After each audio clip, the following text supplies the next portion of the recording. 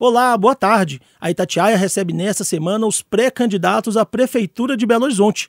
Hoje recebemos a deputada estadual do PSOL, Bela Gonçalves, pré-candidata à PBH. Boa tarde, candidata. Boa tarde, Marcelo. Boa tarde, Lucas. E boa tarde a todos os ouvintes da Rádio Itatiaia. Participando com a gente da entrevista está o editor de política da Itatiaia, Lucas Pavanelli, que eu já convido para fazer a primeira pergunta. Boa tarde, Bela, Marcelo. Boa tarde quem nos acompanha aqui no YouTube da Itatiaia. Bom, levando em conta essa primeira pergunta que a gente tem feito a todos os pré-candidatos que têm vindo aqui a Itatiaia, Bela, por que você quer ser, no caso aí, a primeira prefeita de Belo Horizonte? Eu acho que, em primeiro lugar, porque Belo Horizonte merece ter uma prefeita. Em 126 anos de cidade, 51 gestores homens e nenhuma mulher. E segundo, porque nós conhecemos a cidade toda. Eu tenho uma atuação em Belo Horizonte, nas periferias, nas vilas, nas favelas, mas também na universidade, na Câmara de Vereadores, que me faz conhecer hoje os problemas de Belo Horizonte e saber que a gente precisa de mudança, precisa de transformação. A nossa cidade parece que parou no tempo. Em especial para quem mora em vilas e favelas que não vê hoje mais investimento público. Nós temos questões graves em relação à falta de moradia, à falta de saneamento básico, um caos do transporte metropolitano. E eu acho que pela minha trajetória e pelo meu perfil, vou ter coragem e muita firmeza para poder resolver esses grandes dilemas da cidade de Belo Horizonte. Deputada, as eleições municipais muitas vezes são marcadas por alguns temas específicos, né? Tendo que a segurança, a mobilidade. Quais são os temas que a senhora gostaria de trazer para essa campanha, para essa pré-campanha já, né? Que já estão movimentando os partidos, que a sua candidatura pretende trazer para essa pré-campanha? Olha, a cidade precisa ser uma cidade construída para as pessoas. Belo Horizonte está virando uma cidade dos carros, uma cidade dos grandes empreendimentos, mas não é uma cidade segura para as mulheres, não é uma cidade segura e prazerosa para os idosos ou para as crianças. E isso tem a ver com os principais gargalos da cidade. Eu queria caracterizar o problema da mobilidade urbana, do transporte. A gente está refém de empresas de ônibus que descumprem um contrato que é fraudulento, já foi reconhecido enquanto fraudulento por todos os órgãos possíveis, desde a Prefeitura ao Tribunal de Contas, Ministério Público, até o Tribunal de Justiça. E isso faz com que a gente tenha uma passagem cara e um transporte absolutamente precário, que já está colocando a vida da população em risco com acidentes constantes que acontecem. Passou da hora de revogar o contrato com as empresas de ônibus e construir um outro modelo de transporte que consiga fazer com que as pessoas tenham condições de pegar ônibus, sejam condições econômicas ou também de qualidade do transporte. BH tem um dos piores trânsitos do Brasil, o segundo pior trânsito do Brasil. Se a gente não resolver o problema do metrô de Belo Horizonte e dos ônibus de Belo Horizonte, nós não vamos encontrar uma saída para esse problema estrutural. E quem é a maioria dos usuários de transporte? São as mulheres, são as pessoas que moram nas periferias, que muitas vezes fazem várias jornadas de trabalho para cuidar dos idosos, levar as crianças nas creches ou escolas. Para isso é fundamental que a gente caminhe para um modelo de redução da tarifa, praticando a gratuidade, né, a tarifa zero, gradualmente, por exemplo, nos fins de semana e para algumas parcelas da população, até que a gente consiga, de fato, estimular que todo mundo ande de transporte coletivo. Agora, só emendando, perdão, Pava, na Câmara, quando a senhora foi vereadora, esse tema foi muito discutido, foi alvo de CPI. E a gente percebeu, acho que a população percebeu que é um tema muito espinhoso conseguir mudar em algumas coisas do transporte público de Belo Horizonte.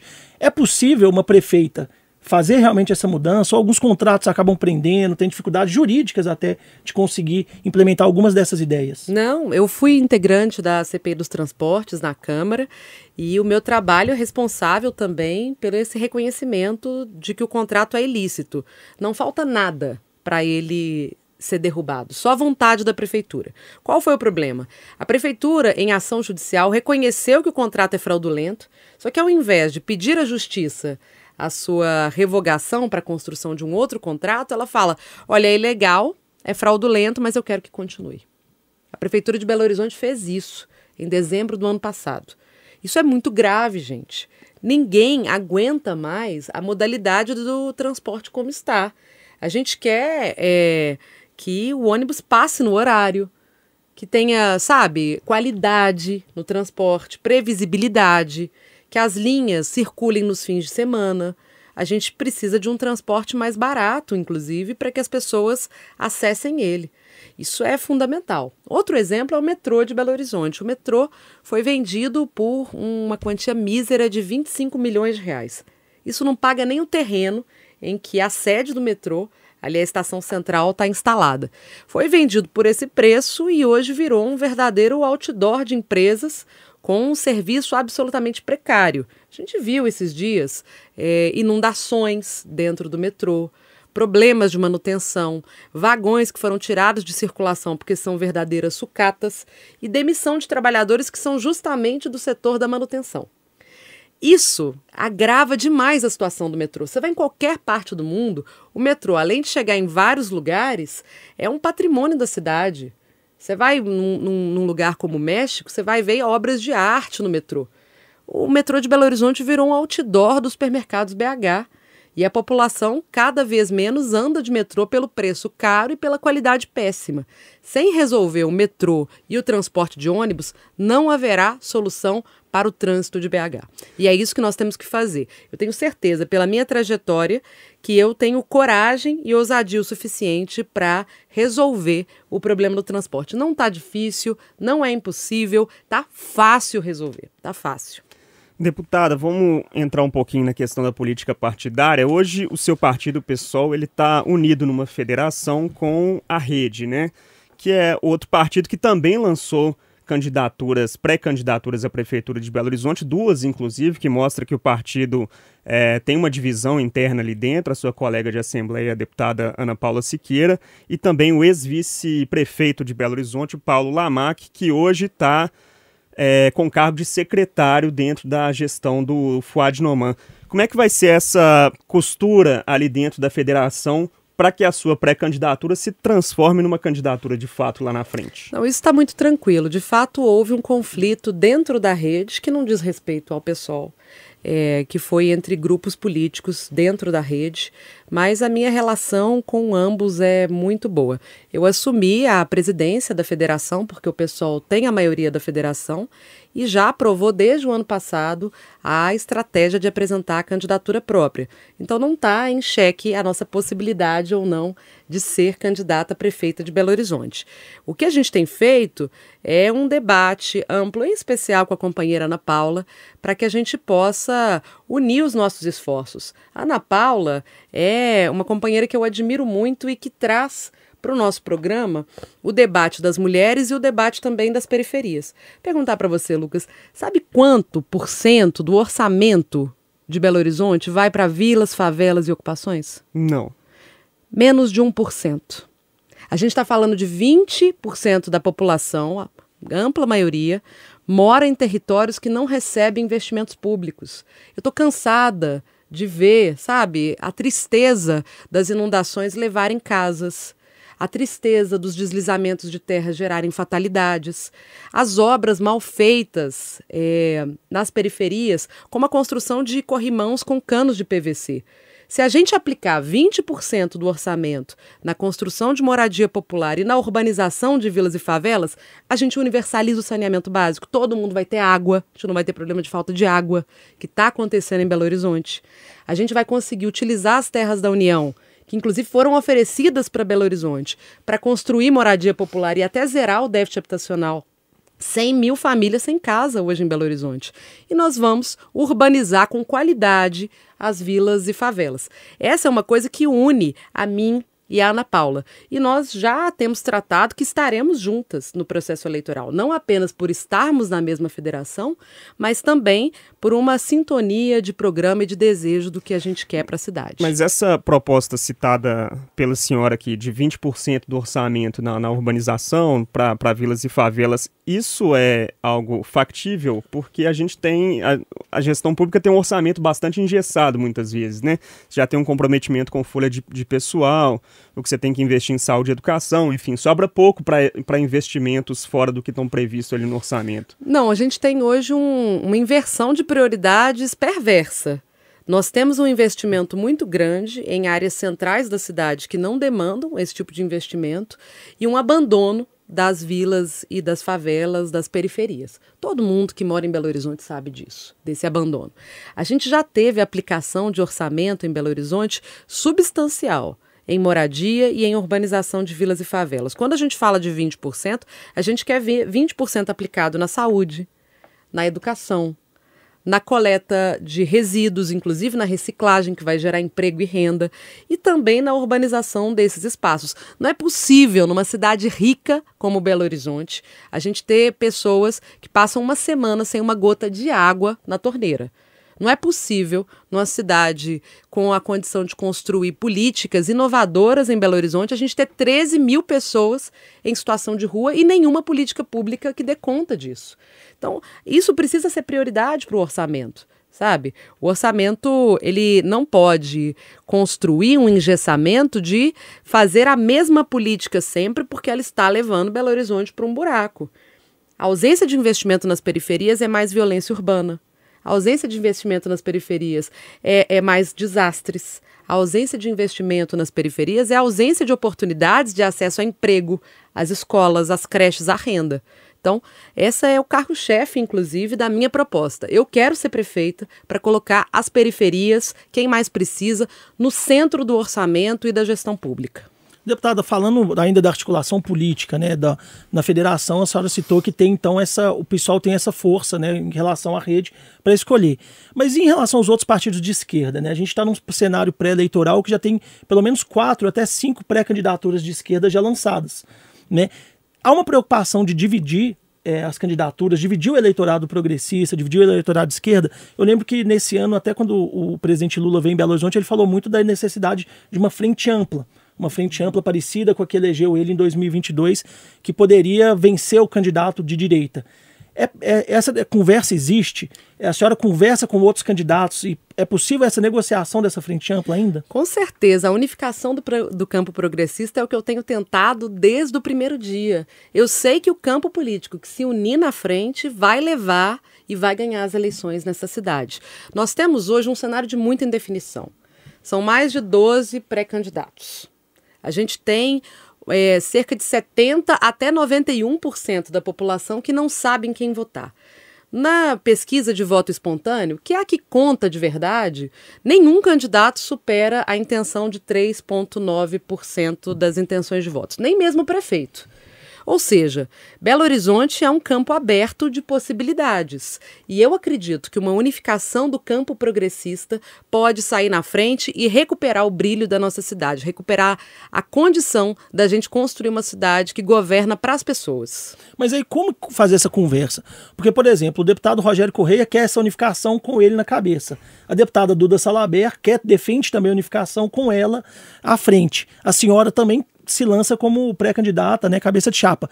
Quem que vai abrir espaço, né, para poder fazer essa frente ampla acontecer realmente? A senhora estaria disponível a abrir mão de uma candidatura para conseguir fazer essa frente ampla? Eu acho que todos nós temos que estar disponíveis para fazer o que for necessário para recuperar os direitos do povo de Belo Horizonte.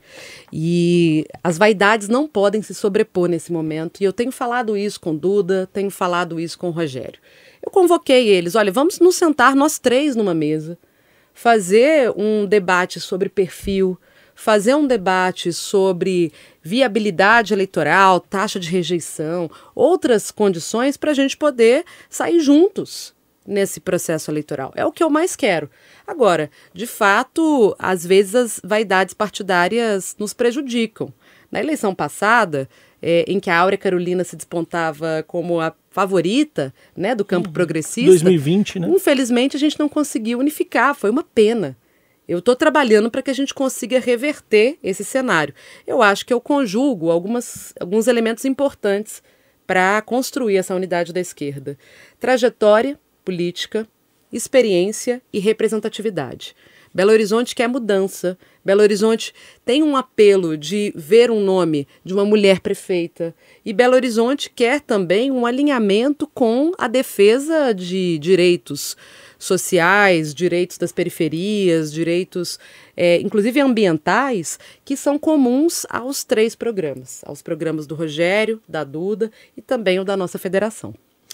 O deputado, a gente tem visto, o pessoal hoje ele tem uma prefeitura grande, que é a prefeitura de Belém, não é isso? E vereadores espalhados pelo país, tem figuras fortes com chances eleitorais, inclusive lá em São Paulo, o deputado federal Guilherme Boulos, mas perdeu muita gente, né, recentemente. Um nome histórico do partido, Marcelo Freixo, acabou indo para o PSB, o senador Randolfo Rodrigues também deixou a legenda. A própria Duda Salaber, né, que também era do PSOL. Exatamente, que foi para o PDT, né?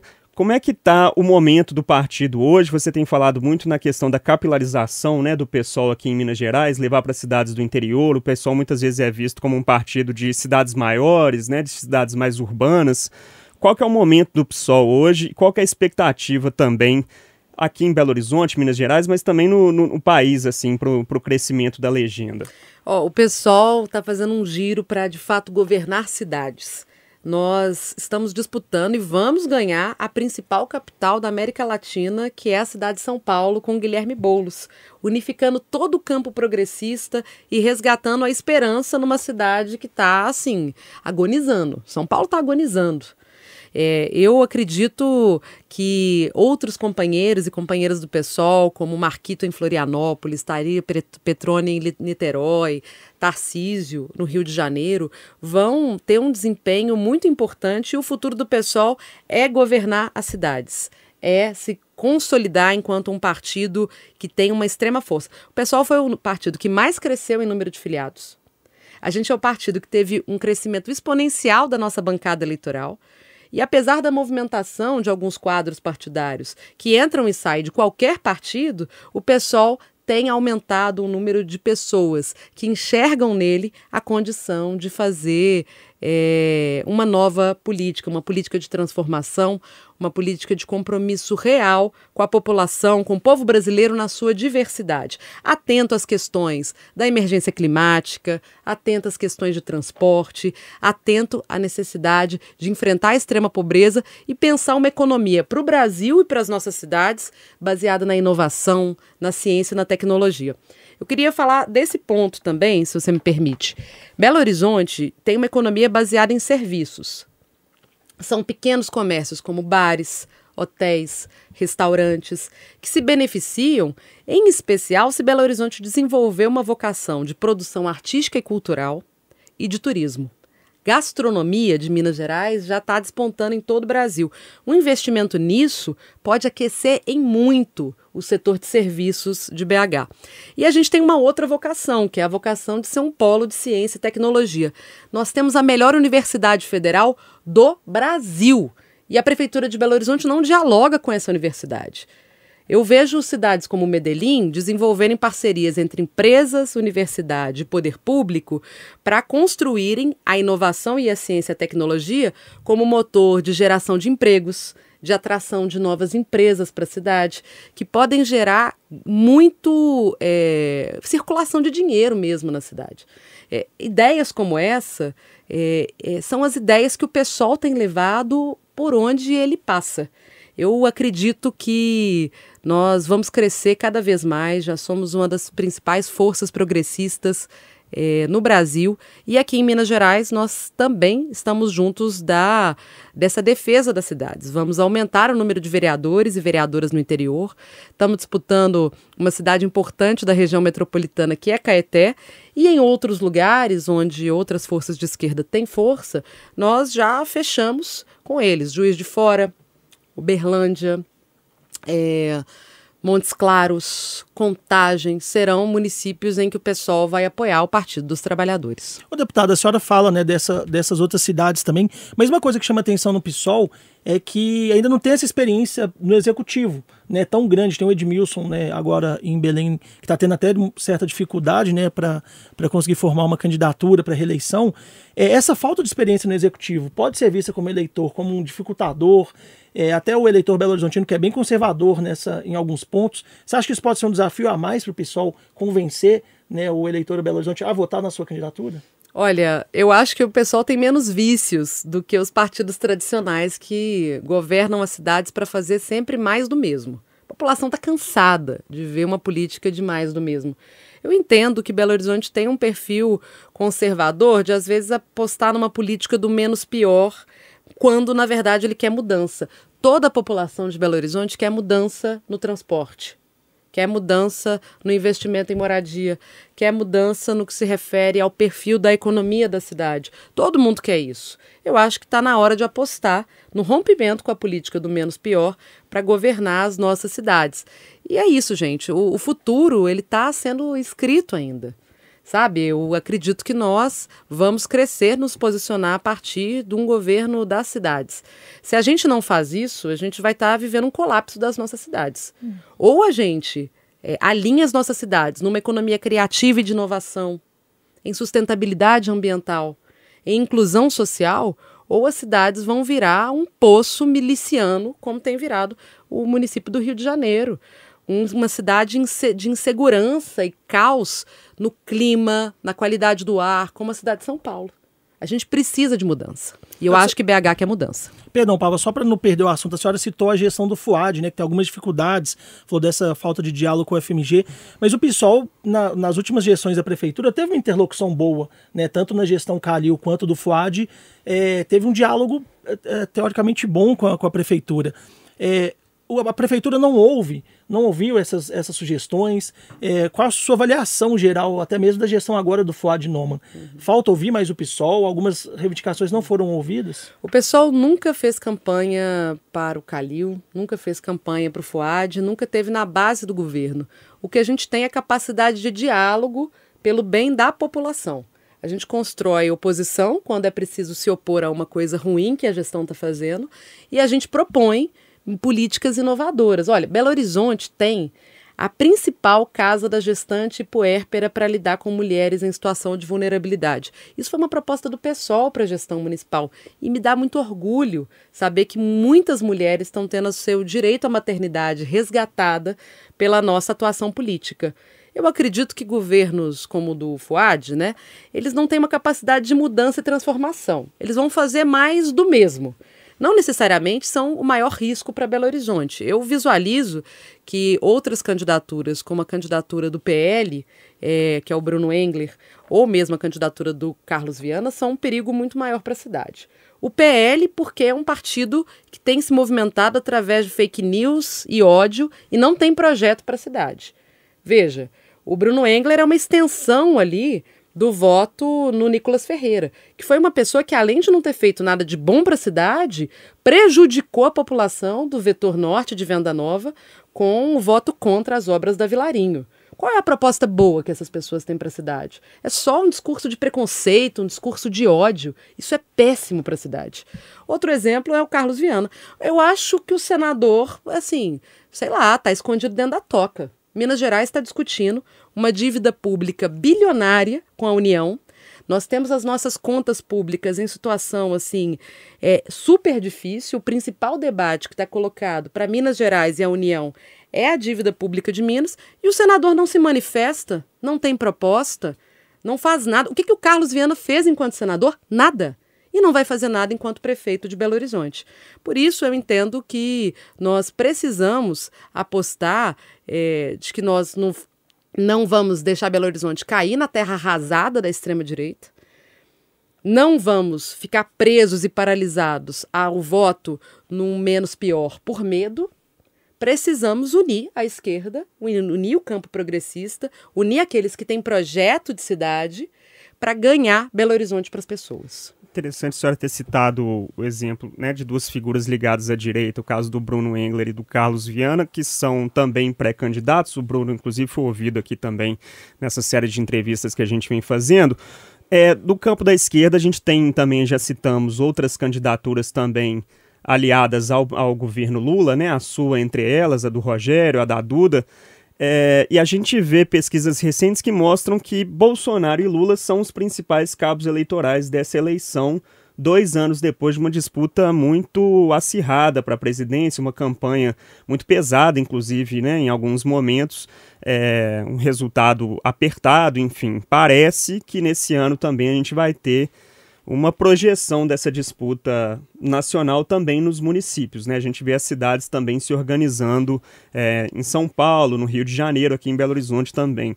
Tem como fugir um pouco desse cenário para a gente discutir mais a cidade e menos PT e PL, ou vai ser tudo junto, ou vai ser mais a polarização do que a cidade em si? Olha, gente, a polarização é uma situação muito complicada, porque um dos lados não reconhece o resultado das eleições.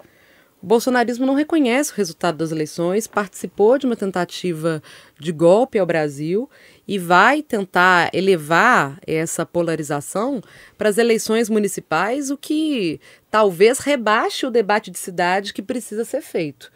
A minha pré-candidatura é, sim, aliada ao presidente Lula.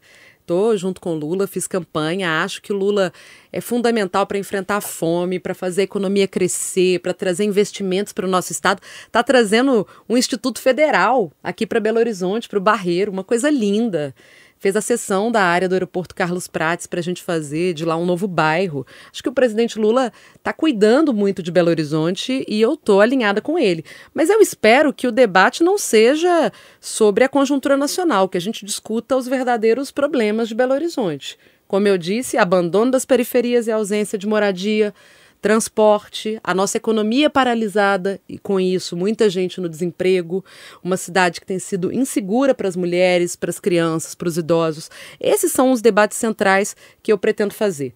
Eu acho que a gente precisa contribuir para elevar o debate e, de fato, fazer com que os candidatos se posicionem sobre qual é o seu projeto de cidade. As pessoas querem votar, ao final de contas, no futuro delas. Elas querem votar naquela pessoa que for capaz de apresentar uma solução viável para os problemas que ela enfrenta cotidianamente. Deputada, estamos chegando já na reta final da entrevista, mas um tema que eu acho que é importante a gente perguntar, a senhora tem uma postura bem combativa ao governo Zema, né, na Assembleia, na sua atuação como deputada. Como que vai ser essa relação governo de Minas, né, um governo mais ligado à direita, com a Prefeitura de Belo Horizonte, numa eventual gestão da senhora, mais ligada à esquerda? Como que vai ser essa relação com o governo Zema nesses 2 anos, né, que o governador ainda teria aí, caso você fosse eleito a partir de 2025? Dá para conversar, dá para ter esse diálogo? Olha, dá para conversar. Agora, o governo Zema tem uma dificuldade de diálogo muito grande, né? Olha o tanto que ele demorou para ir para Brasília discutir a dívida pública. Então, assim, eu espero do governador uma postura de maior diálogo com as grandes cidades mineiras. A gente está vivendo, né, assim, uma briga entre as grandes cidades e o Zema na distribuição dos recursos do ICMS da educação. Agora o Zema vetou R$1 bilhão que deveria ir para as cidades construírem ações de assistência social. Belo Horizonte pode perder R$83 milhões por ano em função de um veto do governo Zema. Então, eu acho que essas coisas têm que ser pontuadas, essas coisas têm que ser parte da nossa atuação parlamentar. E eu, como deputada, tenho preocupação com a educação, com os mais pobres, tenho preocupação com as políticas públicas chegarem na ponta e os municípios não ficarem de pires na mão, buscando recursos federais, estaduais que nunca vêm. Então, essa autonomia dos municípios eu reivindico. Agora, claro que eu sempre vou buscar diálogo com todo mundo, com o governo federal, com o governo do estado, porque o diálogo é aquele que é capaz de encontrar soluções. E eu sou conhecida por ser uma pessoa na política que dialoga muito. Eu dialogo com todos os lados.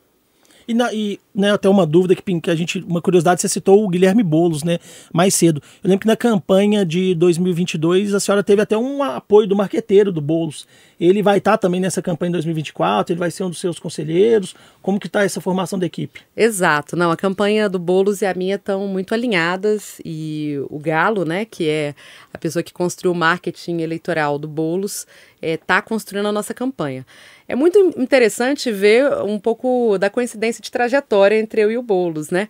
O Boulos foi candidato à prefeitura de Belo Horizonte, que saiu de uma intenção de votos pequena e foi para o segundo turno. Eu acredito que debatendo a cidade da forma adequada, sendo mais conhecida e reconhecida, porque quem me conhece pelo meu trabalho nas periferias, com as mulheres em todos os lugares, isso é a prova. Eu acho que de todos os candidatos, eu sou a candidata que tem maior taxa de aceitação por conhecimento. Pesquisas mostram isso.